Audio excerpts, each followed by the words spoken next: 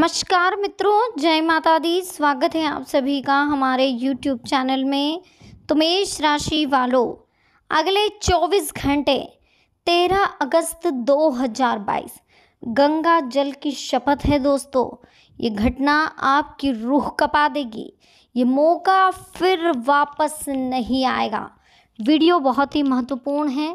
महत्वपूर्ण ग्रह गोचर के आधार पर ही बनाई गई है। अनुरोध है इसे अंत तक देखें। पसंद आए तो लाइक करें, साथ ही कमेंट सेक्शन में जय माता दी के जयकारे लगाना बिल्कुल ना भूलें। इसके साथ चैनल को सब्सक्राइब करके बेल आइकन को प्रेस करें। तो चलिए शुरुआत करते हैं मेष राशि वालों। दोस्तों, आज की वीडियो में हम आपसे बात करने वाले हैं आपके अगले 24 घंटों के बारे में। आखिर अगले 24 घंटे आपके लिए कैसे रहेंगे, क्या कुछ होने वाला है, कौन सी ऐसी घटना है जो आपकी रूह कँपा देगी और आखिर किन चीज़ों का आपको विशेष ध्यान रखना है। कौन सी आदत है जो आपको अगले 24 घंटों के लिए परेशान करने वाली और किन आदतों को समय के साथ आपको बदलना चाहिए, ये सब कुछ हम आपको इस वीडियो में बताने वाले हैं। वीडियो बहुत स्पेशल है, बहुत ही ध्यान से सुनिएगा। तो चलिए शुरुआत करते हैं वीडियो के कुछ अनमोल विचारों के साथ। ये अनमोल विचार आपकी ज़िंदगी में काफ़ी कुछ बदलाव लेकर आएंगे, परिवर्तन लेकर आएंगे, इसलिए इन्हें बहुत ही ध्यान से सुनिएगा और समझिएगा। देखिए, जन्म लेने वाले व्यक्ति की मृत्यु ठीक उसी तरह निश्चित होती है जिस तरह मरने वाले व्यक्ति का पुनर्जन्म निश्चित है। इसलिए किसी की मृत्यु का बहुत अधिक शोक नहीं करना चाहिए। अगले आपको पता ही होगा कि अगर किसी का मौत हो जाती है, किसी की मृत्यु हो जाती है, तो अगला जन्म उसको मिलना निश्चित है।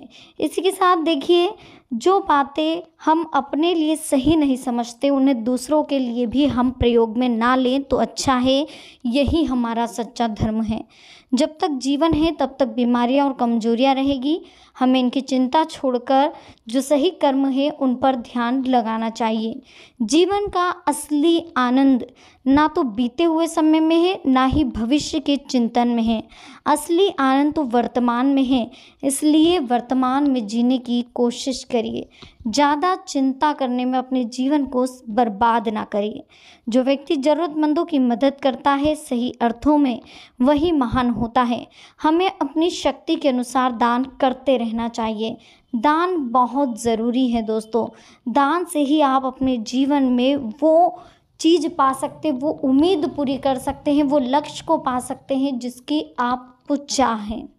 अब बात कर लेते हैं अगले 24 घंटों की, कैसे रहेंगे आपके लिए।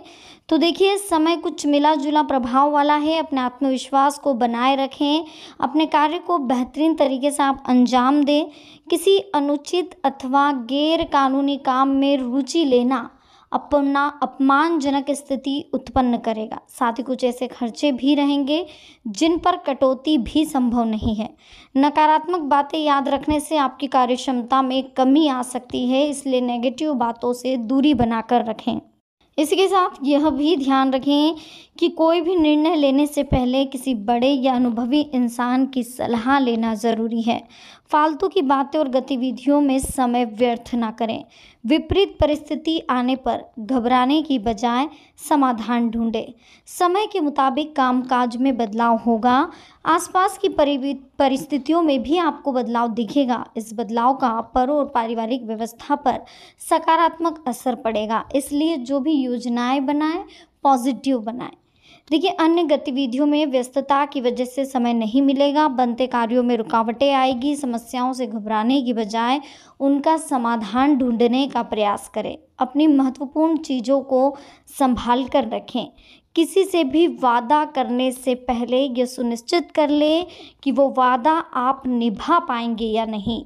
अपने ऊपर अतिरिक्त कार्यभार बिल्कुल ना लें। जितना कार्य आप कर सकते हैं, जितनी आपकी कैपेसिटी है कार्य करने की, उतना ही कार्य आप लें। ज़्यादा कार्यभार के चक्कर में आप मानसिक थकान भी महसूस करेंगे।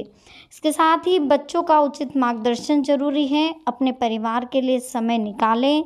बिजनेस में दिक्कतें रहेगी, लेकिन अगर आप मेहनत करेंगे तो मेहनत के मुताबिक नतीजे भी आपको हासिल होंगे। कर्मचारी कुछ नुकसान पहुंचाने की आपको कोशिश कर सकते हैं, इसलिए कर्मचारियों पर विशेष ध्यान दें, उनसे तालमेल बनाकर रखें और अच्छे से व्यवस्थित बातचीत करिए। ठीक है, व्यर्थ की बातों को अपने व्यक्तिगत जीवन में ना आने दें। बच्चों के साथ ज़्यादा टोका टोकी करने से उनका आत्मबल और कार्यक्षमता में कमी आएगी। बेहतर होगा शांतिपूर्ण तरीके से समस्या का समाधान निकालें। बिजनेस में मंदी का असर दिखेगा, फिलहाल ज़्यादा फायदे की उम्मीद ना रखें। कोशिश करने पर रुका हुआ पैसा मिलेगा। किसी खास व्यक्ति की मदद से कोई राज्य की बाधा दूर होगी। पड़ोसी अथवा मित्र के साथ वाद विवाद की स्थिति बनेगी। बेहतर होगा कि अपने व्यक्तिगत कार्यों में आप बिजी रहें। देखिए, इस समय वर्तमान व्यावसायिक गतिविधियों पर ध्यान दें, क्योंकि व्यापार में कोई नया काम अथवा योजना कामयाब नहीं रहेगी। मेहनत ज़्यादा और परिणाम कम जैसी स्थिति भी दिखाई दे रही है, परंतु धैर्य से काम लें, सब्र रखें। परिस्थितियां जल्द ही ठीक होगी और आपके पक्ष में होगी। निकट संबंधियों के साथ कुछ मनमुटाव की स्थिति बनती हुई दिखाई दे रही है, इसलिए वाद विवाद में बिल्कुल ना उलझे, बहस करने से बचें। जितना हो सके अपना ईगो, क्रोध, इन पर आपको काबू करना होगा। ओवर कॉन्फिडेंस जैसी जो आपकी आदतें हैं, इनको भी आपको थोड़ा सा सुधारने की ज़रूरत है। कुछ नकारात्मक बातें हैं जो सामने आएगी, लेकिन अपना मनोबल जो है आपको बनाकर रखना होगा। तनाव की वजह से किसी भी काम को टालने का प्रयास ना करें, धैर्य बनाकर रखें तथा अपने ऊपर नकारात्मकता हावी ना होने दें। बिजनेस में दिक्कतों के बावजूद समझदारी और सूझबूझ से समस्या का हल मिलेगा। बाहरी स्रोतों से चल रही व्यावसायिक बातचीत का उत्तम परिणाम आपको मिलेगा। फिजूल खर्ची पर नियंत्रण रखना ज़रूरी है। इस समय इनकम कम और व्यय ज़्यादा जैसी स्थिति रहेगी। घर के किसी वरिष्ठ सदस्य के स्वास्थ्य संबंधी दिक्कत आने से कुछ महत्वपूर्ण काम भी रुक सकते हैं, परंतु उनकी देखभाल ज़्यादा ज़रूरी है। अपनी अत्यधिक भावुकता और उदारता जैसी कमियों पर रोक लगाएं, वरना कुछ लोग इसका नाजायज़ फ़ायदा उठाएंगे। अफवाहों पर बिल्कुल ध्यान ना दें। मामा पक्ष के साथ संबंधों को गलतफहमियों में बिल्कुल ना गुजरने दें, गलतफहमियों के रास्तों से, क्योंकि एक बार गलतफहमियाँ उत्पन्न हो गई, एक बार गलतफहमियों ने घर कर लिया तो वो ज़िंदगी भर के लिए ऐसा ही चलेगा, फिर आपको परेशान ही होना पड़ेगा। इसलिए जितना हो सके गलतफहमियों को दूर करने की कोशिश करें। अपनी योजनाओं को तुरंत क्रियान्वित करने का प्रयास करें। सोच विचार करने से समय निकल सकता है, खर्चों की दिक्कत रहेगी, परंतु कहीं उधार दिया हुआ पैसा भी वापस मिलने से आर्थिक स्थिति ठीक रहेगी। कभी कभी आपका ज़िद्दी और शंकालु स्वभाव दूसरों के लिए परेशानी का कारण बन सकता है, इसलिए वक्त के अनुसार खुद के व्यवहार और दिनचर्या में परिवर्तन लाएं। पढ़ाई को लेकर आप बहुत ज़्यादा लापरवाह हो रहे हैं, तो पढ़ाई पर ध्यान दें। भाइयों के साथ चल रहे वाद विवाद के मामलों को शांतिपूर्ण तरीके से निपटाने का आपको प्रयास करना चाहिए।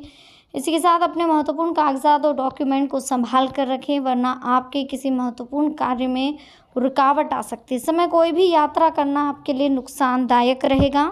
ध्यान रखें कि जीवन में जो होता है ईश्वर के बनाए माया जाल से ही होता है। हमारे लिए ईश्वर ने क्या सोच रखा है हम कुछ नहीं कह सकते। देखिए, कभी कभी हमारे साथ कुछ बुरा होता है, कुछ छोटा सा बुरा होता है, तो हम ये सोचते हैं कि यार हमारे कुछ पूजा पाठ में कमी रह गई होगी, ईश्वर ने हमारे साथ ऐसा क्यों करा, आखिर ऐसी क्या कमी रह गई जो ईश्वर ने हमारे साथ इतना बुरा करा। ये चीज़ें हम सोचते रहते हैं, लेकिन अधिकतर होता क्या है कि ईश्वर ने हमारे लिए कुछ अच्छा सोच रखा होता है। कुछ अच्छा जब हमारे साथ होता है, इसलिए कुछ बुरा हमारे साथ होने की हलचल पहले से हो जाती है। इसलिए टेंशन ना लें। जीवन में जो होता है अच्छे के लिए होता है। अगर कुछ बुरा भी हुआ है तो उससे सीख लें, आगे बढ़े जीवन में, और हर बुरी कंडीशन से, हर विपरीत कंडीशन से, हर नेगेटिव कंडीशन से आपको सीख जरूर लेना है।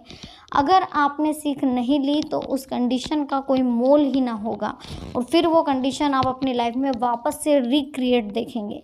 इसलिए जीवन में हर परिस्थिति से आपको सीख लेना है, आगे बढ़ना है, अपने लक्ष्य को पाना है, पेरेंट्स की इज्जत करनी है, माँ बाप का सम्मान करना है, बड़े बुजुर्गों का सम्मान करना है, धर्म कर्म के रास्ते पर चलना है, कभी भी किसी को नुकसान नहीं पहुंचाना है।